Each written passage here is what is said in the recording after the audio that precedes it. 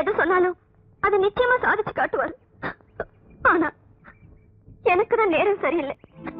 Police உத்தியோகத்துல இருந்த அவருக்கு திடீர்னு அமெரிக்கா போகணும்னு ஆர்டர் வந்துருச்சு.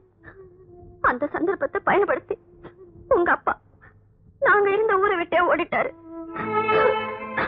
அந்த வேதனையில எங்க அம்மாவும் போய் சேர்ந்துட்டாங்க. இன்னைக்கு வரைக்கும் அமெரிக்காவில் இருக்கிறவங்க மாமா அனுப்புற பணத்தை வச்சுதான் நான் காலம் தள்ளிக்கிட்டு இருக்கேன். நீ சொல்றதுல பாதி வரைக்கும் தான் என்னால ஏத்துக்க முடியும். நான் எதையுமே கூட்டி குறைச்சு சொல்லலப்பா. அது இல்லம்மா, நான் சின்ன வயசா இருக்கும் போதே மாமா அமெரிக்காவுக்கு போனதா சொன்னீங்க. என்னதான் போலீஸ் உத்தியோகமா இருந்தாலும் இத்தனை வருஷத்துல மாமா உன்னை வந்து பாத்துருக்கணும், இல்ல என்னையாவது பாத்துருக்கணும். நிச்சயமா நமக்கு தெரியாத ஏதோ ஒண்ணு மாமா விஷயத்துல மறைஞ்சிருக்கு. அப்படி ஒண்ணு இருக்காதுப்பா.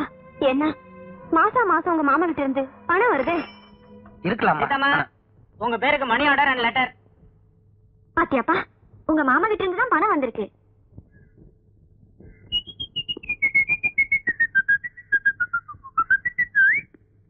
சாரி, லெட்டர் மணி ஆர்டரும் சீத்தம்மா பேருக்கு தான் வந்திருக்கு. ரூல்ஸ் பிரகாரம் இத அவங்க கையில தான் கொடுக்கணும். பரவாயில்ல, நான் உங்க புள்ளதான், கொடு.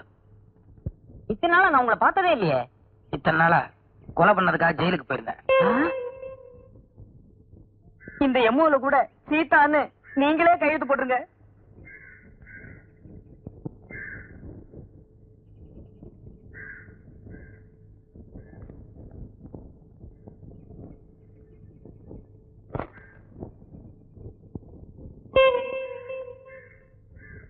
ஏன்பா, அமெரிக்காவில இருந்து உன் மாமா தானே பணம் அனுப்பியிருக்காரு?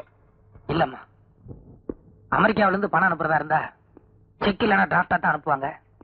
அது மட்டும் இல்லாம இந்த லெட்டர் மெட்ராஸ்ல இருந்து தான் போஸ்ட் பண்ணிருக்கு. அதோட இதுல ராஜுங்கிற பேர் மட்டும் இல்லாம கேர் ஆஃப் சித்ரானும் போட்டிருக்கு.